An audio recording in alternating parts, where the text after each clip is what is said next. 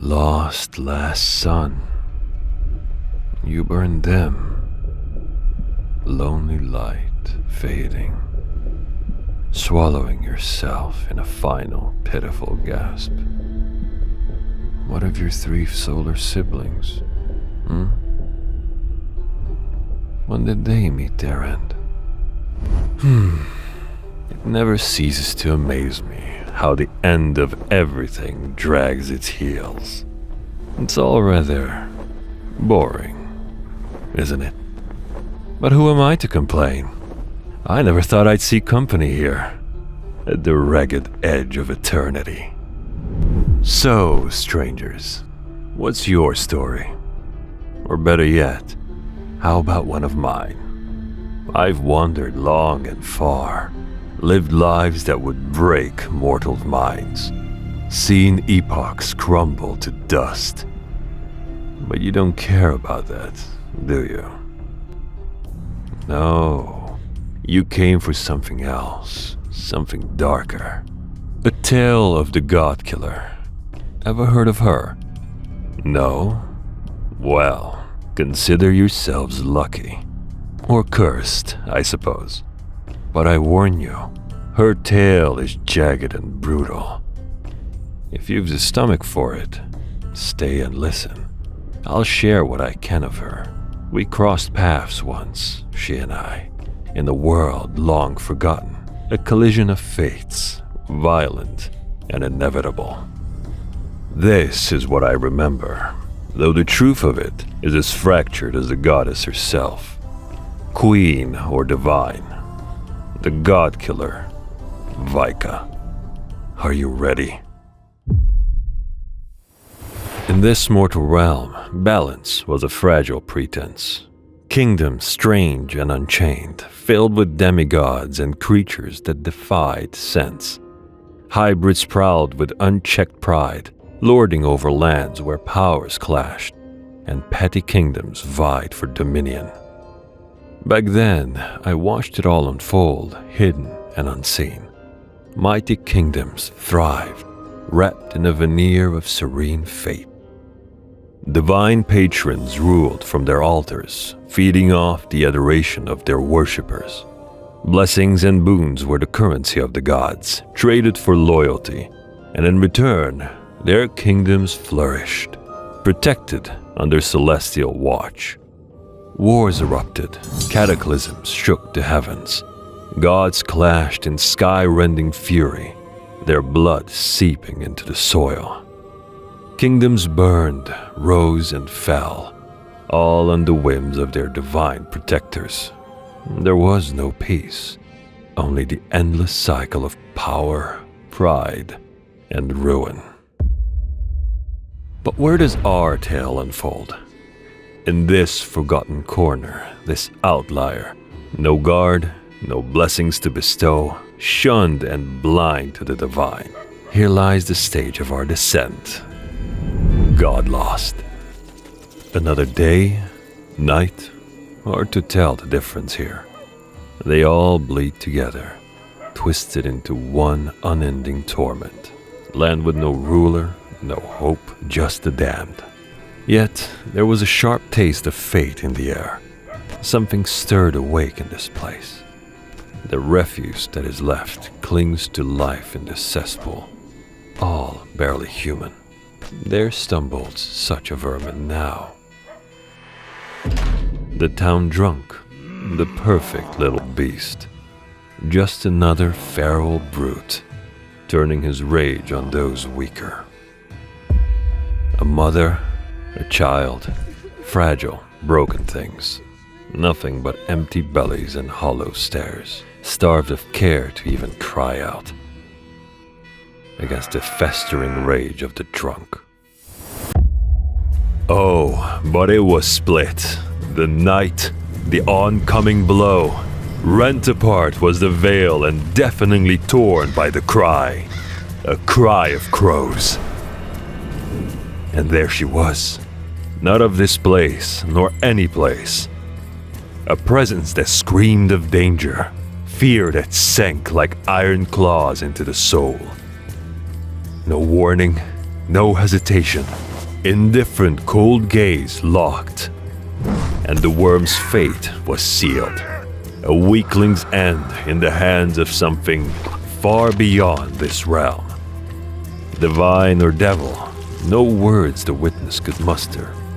No prayer did she utter, none to have summoned this thing. And just as suddenly as she came, she was gone. And those two left behind, what did they see, I wonder? A savior? A demon? Both? Neither. Does it even matter? In Godlust, nothing stays for long. Against all odds, this wretched hole refused to die. A century crawled by, and still, the place clung on like a parasite, dressed up in some flimsy veil of respectability. God-lost innocents slept, sealed in their hovels, blind to all that crept and lurked, pretending no horror stalked about their walls. Not one tale, not one whisper left of what prowled before. No gods, no ghosts, just blind indifference.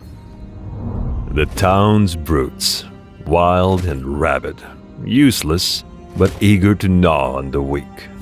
Blind little doggies with a toy, hounds of duty tearing wildly. Ears perked up far too late, I'm afraid. Glorious and frightening she must have been from the vagrant's vantage, laid low and beaten in the dirt. Like some wild force of nature laid bare, a freakish form of blood and animalistic splendor washed red. But she is no beast of nature. She was something else entirely. And the man was never to wipe that slaughter from his mind, ever seared into his waking nightmares, I imagine. Yet he remained just inches from the Reaper. But spared? What a joke. There was no salvation here, no divine hand lifting him from the brink. His life hung by a thread, trembling on the edge of the void, just lying there, frozen, till the crows cried once more, the second time in Godlost's damned history. Back to his filthy kind, the vagrant crawled, sputtering his tail through broken teeth and feverish breaths. Every broken word was snatched up by the lost and the damned. The crones, the old hags with their sunken eyes, they knew, they remembered, not just old wives' tales, but a grim truth buried in the muck of memory. Though one beacon of light, a man of books, he listened, no slave to gold, but to knowledge. Oh, he dove deep, scouring every scrap of history as if crawling through the dirt of a grave. And there something was, a connection, a thread. The crows. An ancient god queen, paragon of wretched and unwanted.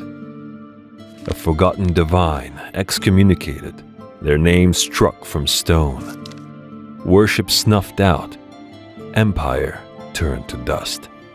But faint echoes remained, worn trinkets, faded talismans, a name carved upon them. Vaika. And so, as the days bled into each other, faint light crept into Godlost's unbroken night. A spark of faith rekindled among the forsaken. Old ways murmured in the gloom. A quiet rebellion, led by a scribe turned shepherd. Once dead, now crawling back, this so-called worship of a forgotten goddess. At first, only whispers among beggars and outcasts. In secret corners they gathered, to feed their deity of crows, their morsels, their precious faith. What little they had, they gave her. She was their unseen savior, and they were her starving flock. Prayers piled high, forming a false delusion, a grand effigy of hope built, wings holding the weight of Godlost's accursed decay. Years had passed, Not one of them had seen her, but blindly they waited, chanted her name like it could save them, desperation masquerading as faith. Still they knelt, heads bowed. Devotion of a mere tale? Quite laughable. A congregation of shadows praying to shadows. The mantle of worship passed from one to the next, and so they clung to her, absent, unproven, just a powerful illusion. And then, no grand entrance, no divine spectacle, from nothing itself, just like the tales, shrieks of crows, and there she was, perched atop the winged icon. Still, very still, she remained, not noticing the congregation, nor their startled cries, waiting perhaps, or allowing herself to be witnessed. They took it as a sign, a silent nod to their pitiful dedication, an unspoken reward for years of blind adoration. Her presence alone was enough. She returned again and again, each time closer, slipping down from her perch. Closer, lower, still distant, still unreadable. Then, as always, some unseen force tugged, a world beyond reclaiming her, wrenching her away at its whim. Gone as quick as she came. Though her people suffered still, even in her absence, nowhere to go, nowhere but the sacred grounds of the goddess. War and famine threatened the people. They needed their bonded god, or they would die. Was it to be this creature? Desperation drove one to seek her, to approach. No options left, a final chance. Begging before the being, unknown what danger she could pose, presenting an enfeebled and ill babe up to the towering deity. The wee little one's cries were halted. The incurable blight within the tiny form cleansed. It calmed. Only the keen of eye spotting that fetid miasma passing burden to another. Though plain eyes could see marks of the deed, born from the babe and branded onto their goddess. Ah, the simple fools rejoiced. No thought to what unknown ritual had occurred. All reverence or rightly placed caution thrown to the wind. All were to be mended, rushing forth like a tide. Now every journey their Savior did make, she would take from them the things that ailed, the suffering, the sickness, the sin, none noticing that tiny imperceptible change, her visage shifting ever so slightly. A motion, a feeling on the otherwise emotionless creature, a flicker of something past, a crack in the facade, almost human, there, and gone, and so was she. Time never did slow. It dragged on, pulling the faithful and the damned alike in its wake. Far and wide the message did spread. All would see this deity, this healer of woes. All came, from the desperate to the depraved, even those wicked and sinful, selfish and vile. From man to child, the procession and pilgrimage ventured towards the shining beacon of godlust. Many a year, many a price paid, she sat, marked, worn and weary, but ready to attend. That impudent cur, filled with ill intent, blindly placing himself before the divine. The knife behind his back, ready to test the flesh of a god. To wander close to the jaws, bastard thought himself the hunter. Then, with barely a twitch, off came his arm. All bark, no bite, neutered and de-limbed, the rat scurried back. At first bewildered, the clergy understood. This fiend's judgment was wrought. His stain, his offensive presence, to be removed from this place at once. The faithful? They watched, stunned, split between horror and praise. Some fled, some rejoiced in the divine retribution.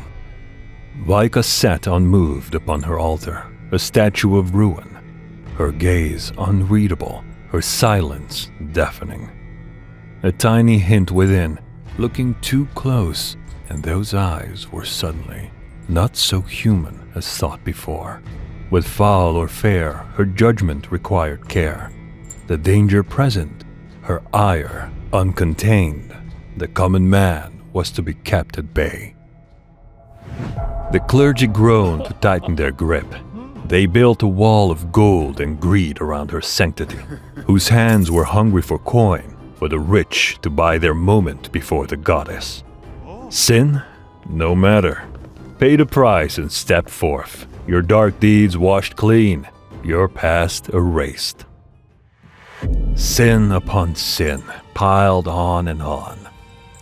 Still yet, the worthless and sick came before her. Even those once healed returned, careless and demanding. Do it again, goddess. Fix what you have undone. Vaika moved with all the grace of a guillotine dropping, quick, clean, final. And let me tell you, it wasn't some tender healing kiss. It was all fangs and fury. A holy moment? No. More like a bloody baptism. That's the price of begging a monster to wear a halo. Chaos erupted. Guards barked orders. The temple emptied in a panic.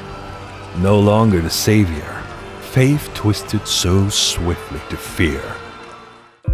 The goddess they had adored was gone, replaced by something dark and primal, an untouchable beast. The truth, it now stained her. Years of worship, all that faith pledged, that hope fostered, and they had blindly handed over to a monster. A monster that one man was all too eager to keep. For power, for control, for the perversion of this once holy religion. How grandly this tale does weave, to think the reign of this deity was to reach such lofty heights as these. Upon that blighted soil and earth, a temple rose, Vaika's dominion over man. God lost, now the holy capital. The bishop, self-crowned and bloated on power, bent the zealots to his will, turning worship into a weaponized creed, a holy cult of fear and greed. Mustn't forget, this world was not one to let the divine go unchecked. Vaika's worship spread, winding its way across the seas. Distant kingdoms grew wary, unwilling to let a foreign goddess grip their own. One king, bonded to an antlered god of a war-born realm, learned of a threat, a new faith preached and seeding into his lands. He pried the truth from a missionary's clenched jaw, secret spilling past tightly held lips, spat through broken teeth.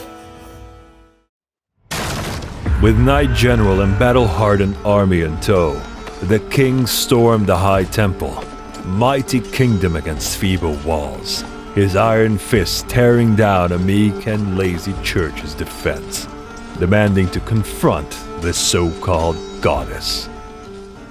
That mewing, pathetic bishop, a disgusting display of groveling he performed, decent enough show to save his neck, and, oh yes, a grand king, a stately monarch such as thee, must be granted entry. To the nave, the sanctum, the goddess once seen, now hidden from all, locked away like some unseen deity of old. A throne, a farce of divinity, set her high, a seat to waste away the eons, built for one who never sought it. Not even at ease she sat, a burden carved into every inch of flesh. Weighed by decades of sin, the light long gone from her eyes. All divine, yet barely tethered to sanity, uncaring to her current reality. And just moments before the lonely dark was split, another unfamiliar thing held Vaika's gaze upon the floor. A shape, an entity, a curious thing that remained near. A timid half-formed shadow darted upon the unsealing of the door. The king's boisterous voice boomed, foolish and brazen. He challenged her. His faith, bolstered by his antlered guardian, made him cocky. He flaunted his divine icon, sure of his god's supremacy, denouncing Vaika as heretical, apostate, an affront to his dear god. Still spouting his diatribe when Vaika cut it short. A blur of rage, barely discernible. What remained was a hellish scene. A bloody nightmare baptized the chamber. Sanctum filled with the stench of death, echoes of horror within. The army shattered, armor rent, bodies broken, snapped like twigs on the floor. Never releasing her prize, sick trophy firmly clenched, claws gripping the king's lifeless head. Through rivers of blood, some crawled, others ran. Towards the blessed light of freedom, so close, so near, blocked by the fat form of the bishop and his smug and knowing grin. Screams of desperation ignored as the sanctum sealed its doors.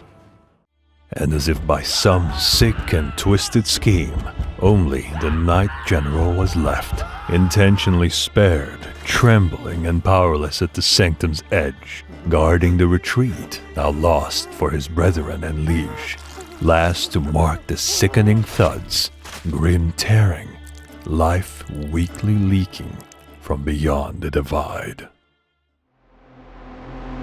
Revenge was enacted, brothers' blood spilled, and the war machine enraged. Overwhelming forces assaulted the capital, fire from the sky and steel on the ground. Grand ethereal might of the eldritch deer god on full display, called down to battle to fight for its people. Only his own dumbfounded screams could the High Bishop hear, ears ringing with his own wretched cries, not smelling the burning flesh from atop his grand viewpoint, his great kingdom ablaze, with the imposing gargantuan form of the dark-wreathed intruder breaking inside, clamoring like the Reaper himself, empty black eyes inside an expressionless bony face. The story doesn't halt here. Behind him, a most unlikely actor chose to enter the play. Pathetic, dumbfounded with rage, the bishop took a moment before alighting his gaze.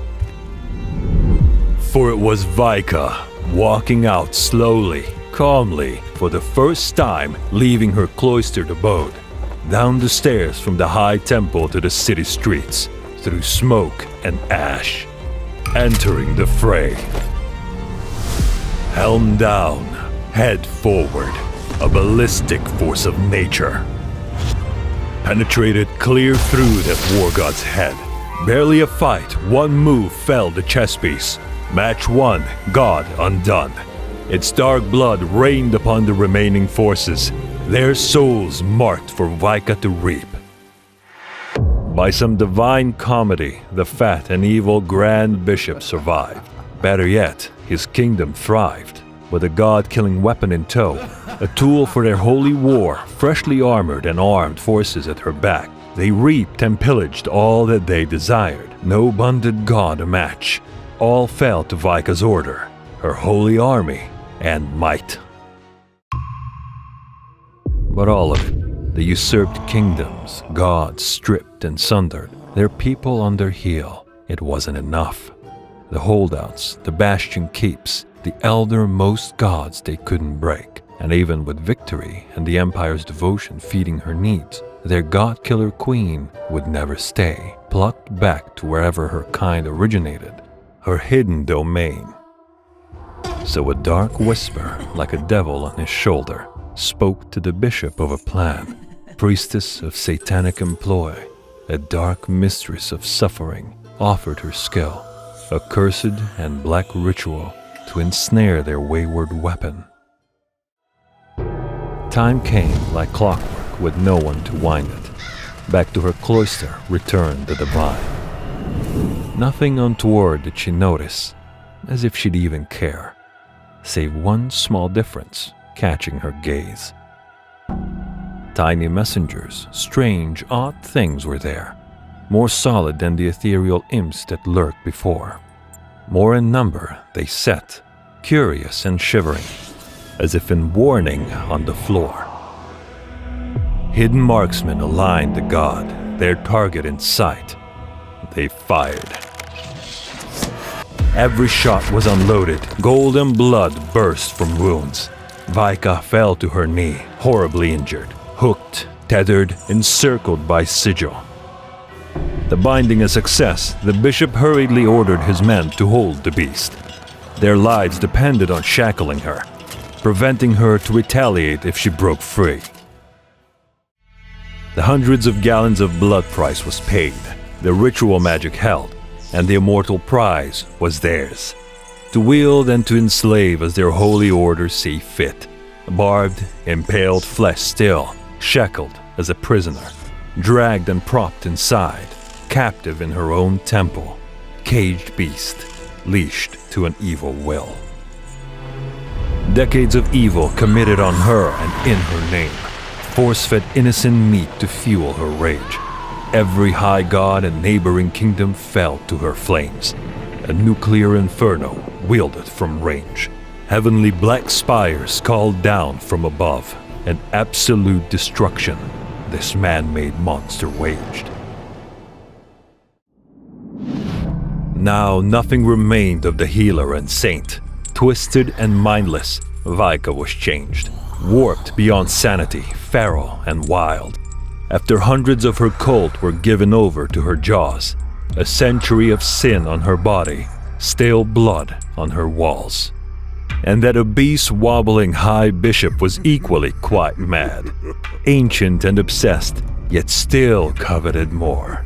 Would sell the whole world for his dark heart's desire, his endless schemes floating around his head, gloating with bloated ego, stalking circles around his captive, lost in the abyss of his mind. Wandering his way, paying no care to neither his feet, the blood circle, or the augurs of destiny newly spawned there, as if holding a place on the page, marking a point, foretelling a fate. Bumbling and slipped, a wicked fortune due, tongue lolled out, hungry, tasting the chance in the air.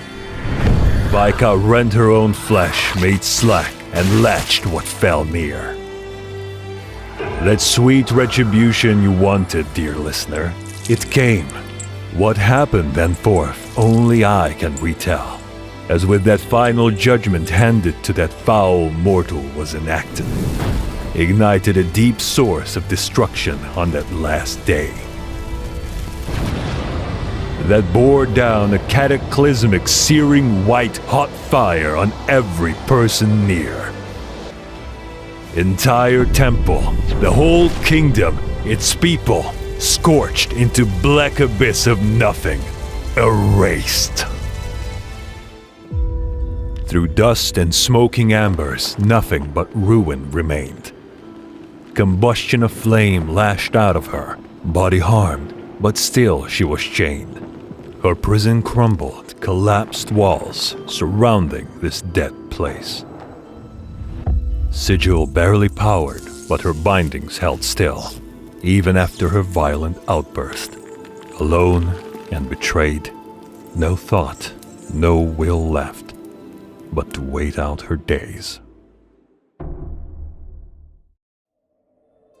Everything was at an end.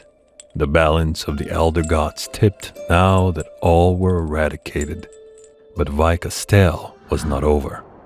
She remained, knelt in the ash, a reverent pose of penance, unmoving, unfeeling, no awareness of the world around her through the march of time.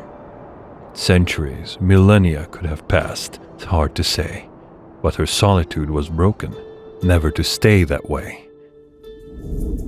For alighted those pesky critters upon a deathly wind, blown in from beyond, nearly corporeal and solid. Strange voidlings shadowed things, edging ever nearer. Was it her mind playing tricks, or had her sanity finally shattered? Cautiously, they approached, then off they would tear, flickering in and out like a hallucination. Even through eons, none could leave such a creature as Vaika untouched. Her legend crossed plains and vales, leapt across the immortal divide. A Valkyrian huntress sent to seek the sin-eating deity and god-killer. She offered a choice, made clear in front of the face of this lowered and bound monster. You will fight for her cause or die. Vaika, the unholy abomination, freak, inhuman, heretical false divine, unworthy of life, unfit to survive. Sadness, or maybe empathy, was all the winged warrior could spare. This fearsome being of legend, whose death warrant she was to enact, seemed pitiable and worthless, a wasted errand to even offer this pact. But one final revelation did Vaika have to impart, one which altered the tale, for one smart enough could have puzzled from the start. And even the Valkyrie sensed that intention.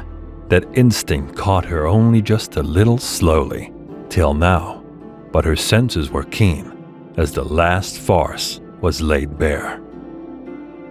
They called her God Queen, crow-sainted savior, lost and abandoned through time.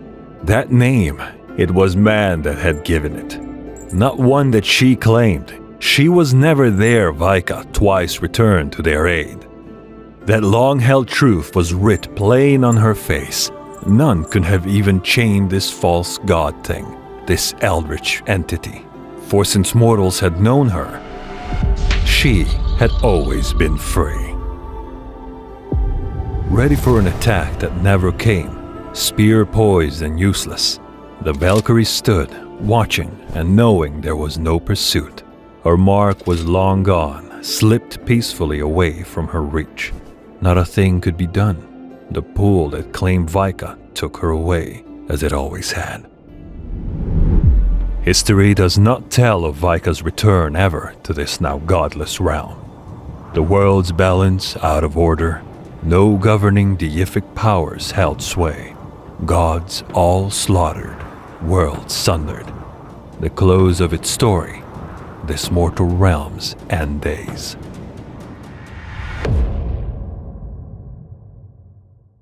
Don't fret now, stranger. We still have a moment to spare. The void won't claim us, not till maybe the final chapter of this grand odyssey. The last of my recollections left for you to hear. Like a mosaic of memories no mere mortal could ever see. Here in this place, between the veil and world that Vaika tread, otherworldly planes of existence, her nest, her natural environment. She fell out her portal, pulled after eons of absence, now returned. It might have seemed alien at first, but an innate awareness stirred. A familiar sky, an ashen-strewn wasteland, cradle of her origin. Then a horrid roar on the wind reverberated through bone up her very spine. An instinctive wariness slowly pulling back the god thing's mind. It had always been the two of them, created for no purpose, no reason, just placed in each other's path. Watching, hunting as always, an abomination of filth, rotted black misery stood out on a cliff, waiting out the return of the other, hungry, demanding to be fed. Twisted mass of gore and limbs, massive, gruesome abomination, shook with frenzy, its body grown immense after each clash with its eternal foe. For every sin eaten by the goddess was of humanity she brought through, from mortal realm to here, straight to the maw of this fetid beast, maturing its form. Without will of her own, that age-old frenzy took hold. Flames of Vaika's wrath burned from her inner core. Violent bloodlust and feral madness willing her to engage.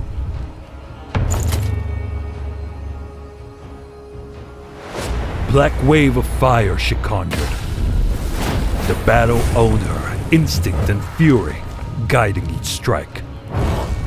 Something immediately was amiss. This endless dance of battles the two entities knew was not flowing in step. Fire was weaker, not even leaving a mark.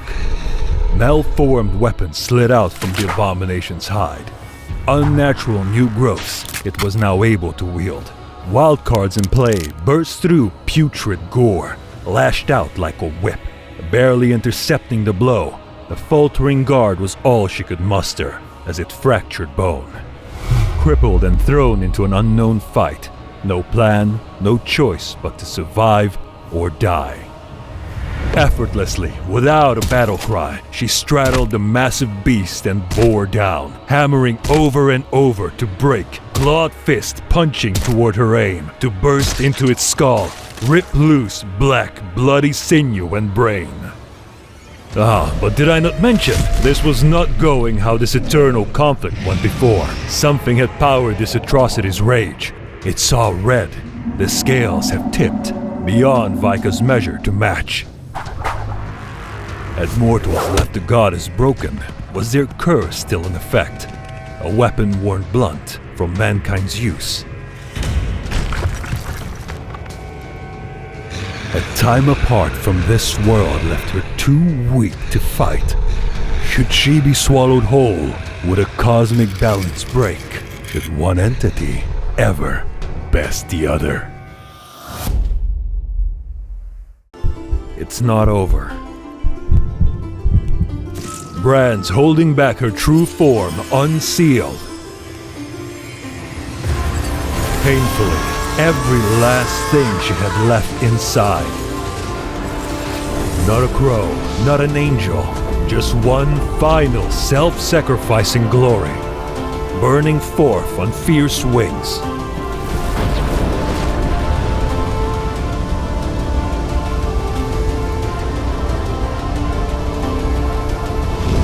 Taking her from this world and its fire, and that hell-spawned monster with it.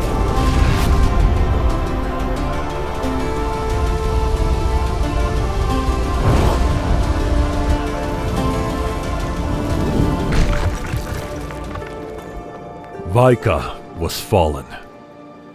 Deity near death, sped out, used up and broken. Life leaking out slowly upon the sand. Unlucky, not enough. That last effort was in vain. Though melted and injured, her eternal adversary remained. It had felt that attack, its flesh spilling in floods from its bones, yet still its rage increased tenfold as its body reformed. Might have been the immortal god's end, if it weren't for a sound.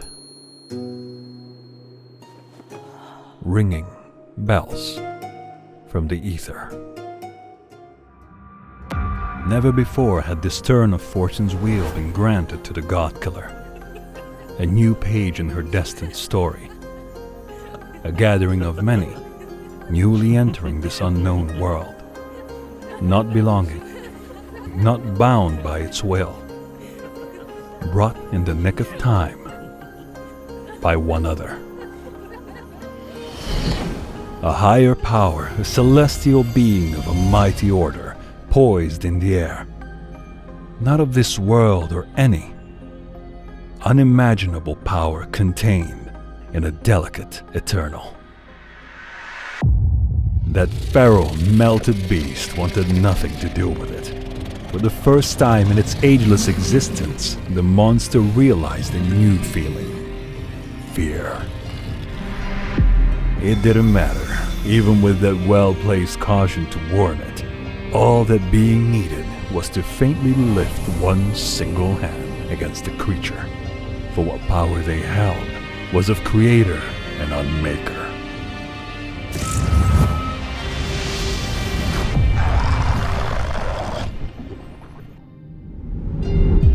The final sight Vaika could see was the departure of her savior, and one last gift they left behind. All those who followed the Great One's lead had been given over. Familiar creatures, no longer shadows, now whole. Tiny little saviors grabbing a hold to drag away their unconscious and broken ward as charged to safety.